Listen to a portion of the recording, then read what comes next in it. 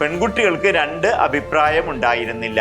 എല്ലാവരും പറഞ്ഞു, ഞങ്ങൾക്ക് വിവാഹത്തിൽ വിശ്വാസമില്ല, അത് ലൈംഗിക ബന്ധത്തിൽ ഏർപ്പെടുന്നതിനുള്ള ഒരു ലൈസൻസ് മാത്രമാണ് എന്ന്. ഹിന്ദു വിവാഹം നിയമവിധേയം ആവണമെങ്കിൽ അത് സപ്തപതി സമ്പ്രദായ പ്രകാരം നടത്തിയത് ആയിരിക്കണം.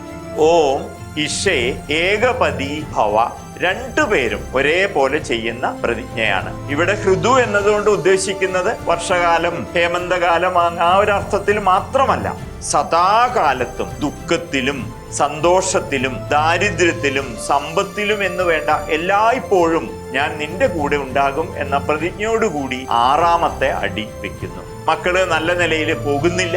ഇതിന് മുഴുവനുള്ള പരിഹാരമാണ് കുടുംബജീവിതം നയിക്കുന്ന, കല്യാണം കഴിച്ച് ജീവിക്കാൻ ഉദ്ദേശിക്കുന്നവർക്ക് നമ്മുടെ ശാസ്ത്രങ്ങൾ കൊടുക്കുന്നത്. മനുഷ്യനും മൃഗവും തമ്മിലുള്ള ഏക വ്യത്യാസം ധർമ്മബോധത്തിലാണ്.